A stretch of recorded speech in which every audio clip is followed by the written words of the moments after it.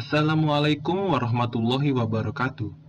Kami dari kelompok 4, Praktikum Pemetaan kelas F, akan mempresentasikan hasil laporan kami. Laporan kami berisi 5 bab, yang tiap bab akan disampaikan oleh anggota kelompok. Berikut videonya. Kali ini saya akan membahas tentang bab 1, yaitu pendahuluan. Bab 1 ini memiliki 3 poin, yaitu latar belakang, tujuan, dan manfaat. Poin yang pertama yaitu latar belakang.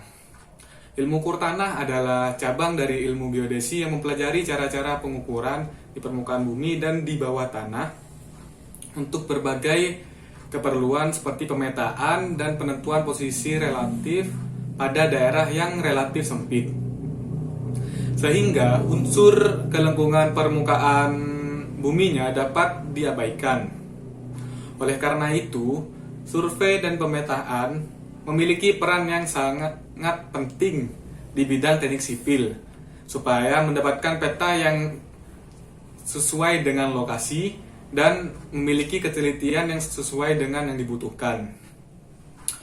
Pengukuran menggunakan total station, waterpass, theodolit, dan sebagainya dapat menghasilkan data yang akurat dan dapat dipertanggungjawabkan. Hasil pengukuran yang baik diperoleh dengan peninjauan spesifikasi teknis yang sesuai dengan yang dibutuhkan. Oleh karena itu, saat pengukuran diperlukan alat-alat ukur yang sesuai, yang tepat, dengan menggunakan metode yang sesuai juga. Untuk kali ini, kelompok kami mengambil studi kasus pelaksanaan praktikum pemetaan yang berada di area Fakultas Teknik Universitas Jember. Pada penulisan laporan ini, kelompok kami memiliki batasan, yaitu yang pertama, pengukuran jarak horizontal di beberapa wilayah Fakultas Teknik, yang kedua, pengukuran jarak vertikal di beberapa wilayah Fakultas Teknik, yang ketiga yaitu pembuatan peta situasi di beberapa wilayah Fakultas Teknik. Poin kedua yaitu tujuan. Tujuan dari praktikum pemetaan ini adalah mahasiswa dapat mengenal alat-alat yang digunakan pada praktikum ilmu ukur tanah. Yang kedua, mahasiswa dapat memahami cara kerja dan penggunaan dari alat-alat dalam praktikum ilmu ukur tanah. Yang ketiga, mahasiswa dapat menentukan posisi vertikal dan horizontal. Yang keempat, mahasiswa dapat menentukan arah dari suatu garis atau jalur. Yang kelima, mahasiswa dapat mengukur panjang garis dan luas wilayah. Poin ketiga yaitu manfaat. Manfaat dari praktikum pemetaan ini adalah mahasiswa mengetahui alat-alat yang digunakan dalam praktikum pemetaan atau praktikum ilmu ukur tanah. Yang kedua, mahasiswa mengetahui cara kerja dan penggunaan dari alat-alat pada praktikum ilmu ukur tanah. Yang ketiga, mahasiswa mengetahui letak posisi vertikal dan horizontal. Yang keempat, mahasiswa mengetahui cara mengetahui garis dari suatu atau jalur.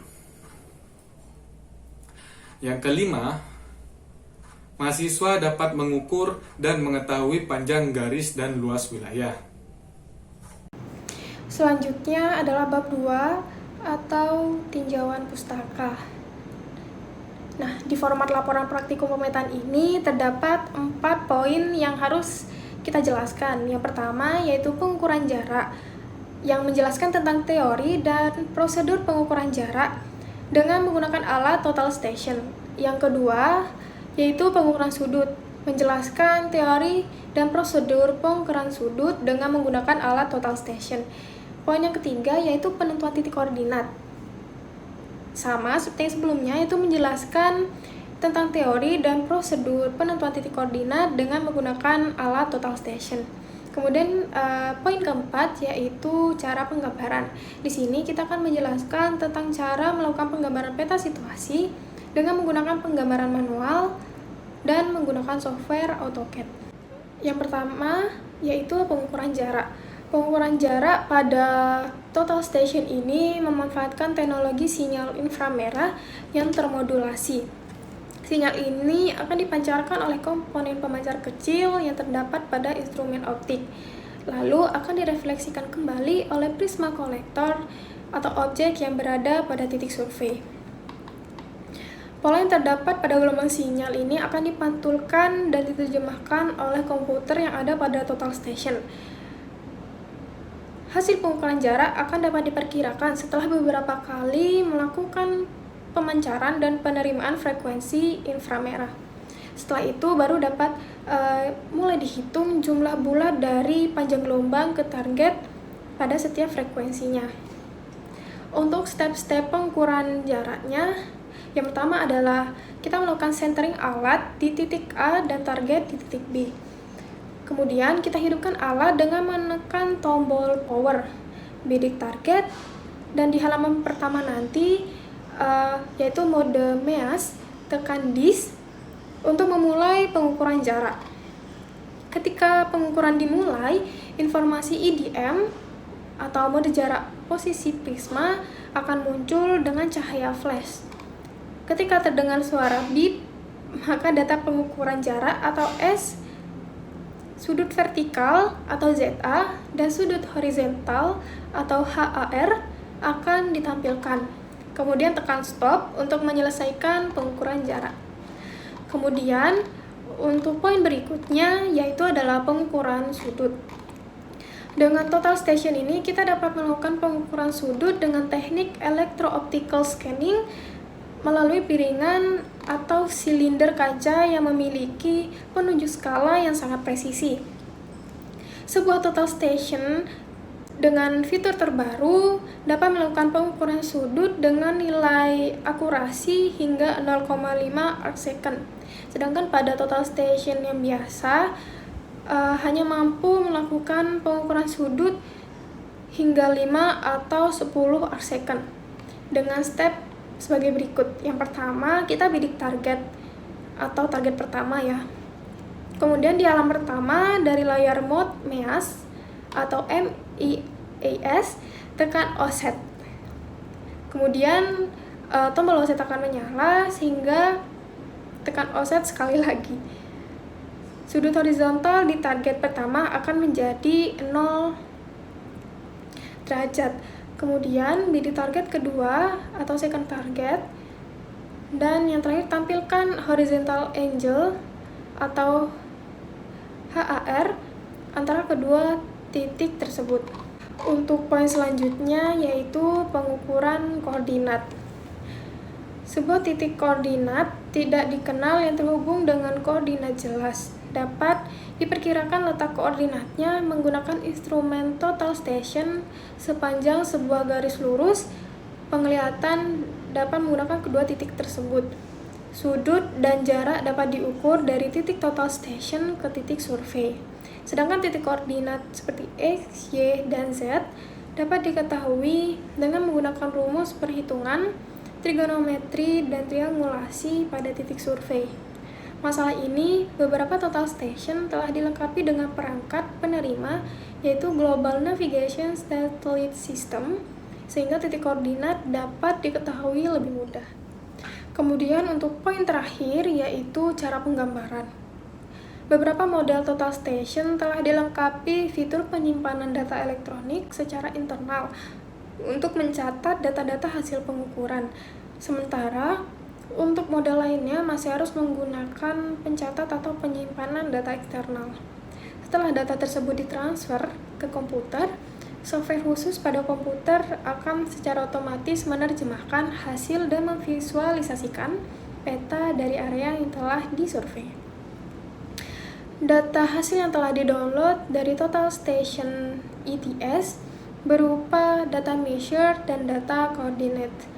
Data measure merupakan data yang mendeskripsikan titik detail yang telah disetting pada saat pengukuran berlangsung, seperti DTL, GLN, dan aliran air. Sedangkan data coordinate merupakan data yang berisikan hasil koordinat pengukuran, yaitu X, Y, dan Z. Nama saya Dinda Aisyah Nur Fadila. Di sini saya akan menjelaskan tentang bab 3, yaitu metode pelaksanaan. Yang pertama ada peralatan yang diperlukan. Yang pertama ada total station, kemudian yang kedua ada statif. Statif ini berfungsi sebagai penyangga dari total station dengan ketiga kaki yang runcing sehingga dapat masuk ke dalam tanah.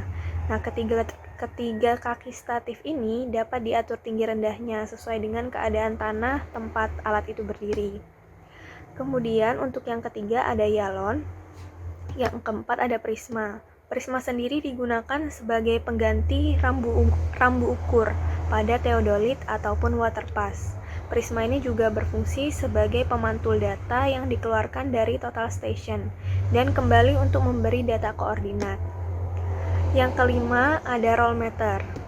Rollmeter ini berfungsi untuk mengukur tinggi alat dari tanah pada saat awal pengukuran dan alat dipindah ke patok selanjutnya. Yang keenam ada unting-unting, yang ketujuh ada payung. Payung ini digunakan sebagai pelindung dari pesawat dari sinar matahari langsung maupun hujan, karena lensa teropong pada pesawat sangat peka terhadap sinar matahari. Kemudian yang kedelapan ada alat tulis dan juga alat ukur. Kemudian yang kesembilan ada kompas. Kompas ini digunakan untuk menentukan arah utara dalam pengukuran sehingga dijadikan patokan untuk pengukuran yang biasa disebut sudut azimut. Selanjutnya kita masuk kepada langkah kerja. Langkah kerja yang pertama yaitu centering, leveling, dan juga berdirikan alat di titik STN nomor 1 dengan menggunakan nifo bulat, nifo tabung, dan juga nifo digital. Kemudian yang kedua membuat job baru. Samakan code search job dan juga job selection-nya. Jadi dengan cara mem job kemudian job selection. Pilih MSR 1, kemudian masukkan nama job dengan maksimal 8 karakter. Selanjutnya yang ketiga, mencari azimut dengan menggunakan kompas.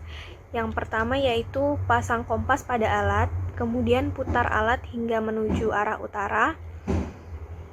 Lihat bacaan sudut, kemudian atur hingga menjadi 0 dengan cara tekan tombol ANG, kemudian set 0. Putar kembali alat ke backside, tembak titiknya, kemudian baca dan juga catat. Selanjutnya yang keempat, memasukkan koordinat tempat berdiri alat. Jadi yang pertama yaitu tekan STN, kemudian non, kemudian masukkan nomor titik, tinggi alat dan juga kode titik. Selanjutnya yang kelima, memasukkan backside atau BS. Caranya dengan pilih backside, kemudian pilih angle, tekan pada nomor 2. Kemudian masukkan nomor BS, tinggi alat dan juga kode titik. Selanjutnya masukkan nilai azimut yang telah didapat pada pembidikan azimut sebelumnya. Setelah itu klik enter. Yang keenam, membidik titik sebagai foresight atau FS. Setelah memasukkan BS, langkah selanjutnya yaitu memulai melakukan pembidikan pada titik FS yang telah ditentukan. Yang ketujuh, pindah alat.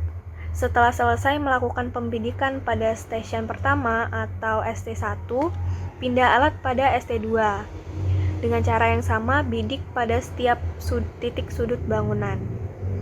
Kemudian dibaca dan juga dicatat. Lakukan hingga pembidikan titik selanjutnya sampai selesai. Yang terakhir yaitu penggambaran sketch. Hal ini dilakukan setelah menerima data dari hasil inputan praktikum total station. Penggambaran ini dilakukan di aplikasi AutoCAD. Selanjutnya akan dijelaskan oleh rekan saya. Kita akan membahas bab 4, yaitu pelajaran yang didapat atau lesson learned.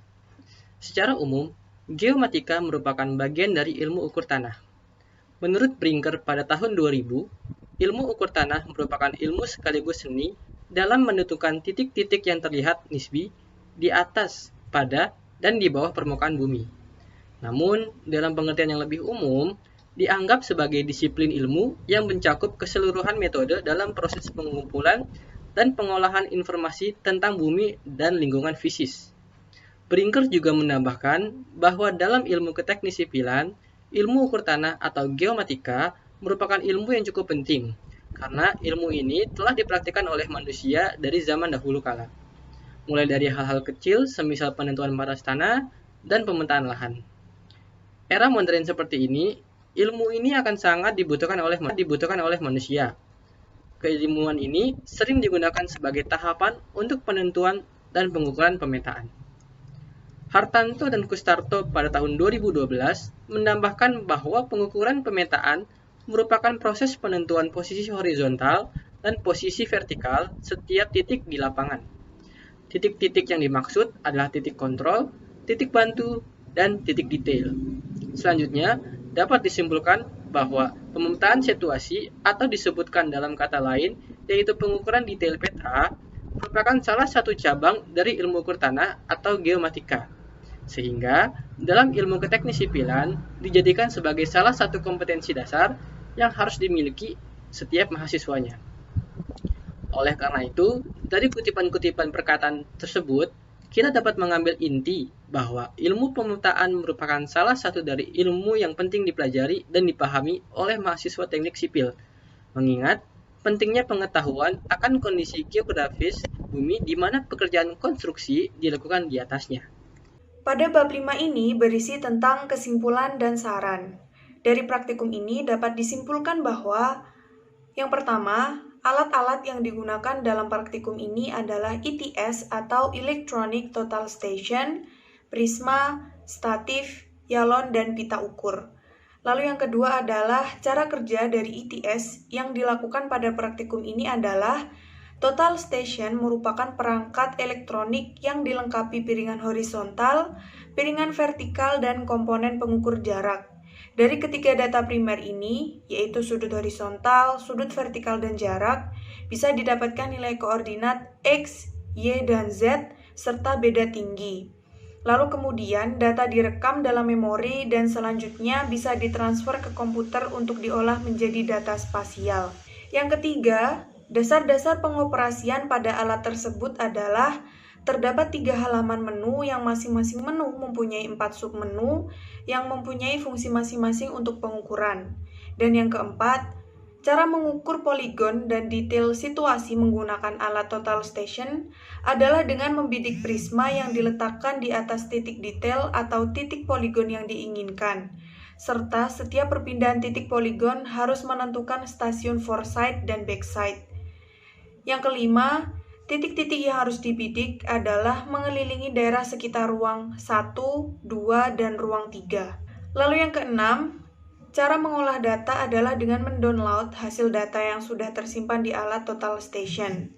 Yang ketujuh, koordinat yang telah didapat bisa digambar pada milimeter block atau AutoCAD sesuai dengan sudut, koordinat, dan jarak yang telah ada. Lalu yang kedelapan adalah koordinat titik yang didapat pada praktikum. Ada yang tidak sesuai dengan kondisi di lapangan dikarenakan adanya kesalahan pada saat membidik prisma. Lalu selanjutnya adalah saran. Saran yang pertama, gunakan peralatan K3 atau kesehatan dan keselamatan kerja saat praktikum agar tidak terjadi kecelakaan kerja. Lalu, cek alat-alat yang digunakan agar tidak terjadi kesalahan dalam pengukuran. Yang ketiga, selalu mengikuti prosedur-prosedur yang ada pada buku petunjuk penggunaan ETS dan jika kurang mengerti dapat bertanya kepada dosen pembimbing. Lalu yang terakhir adalah harus benar-benar memahami langkah kerja dan harus teliti. Demikian kesimpulan dan saran dari kelompok kami. Kami berharap semoga pandemi ini segera berakhir dan dapat melaksanakan praktikum secara offline. Terima kasih.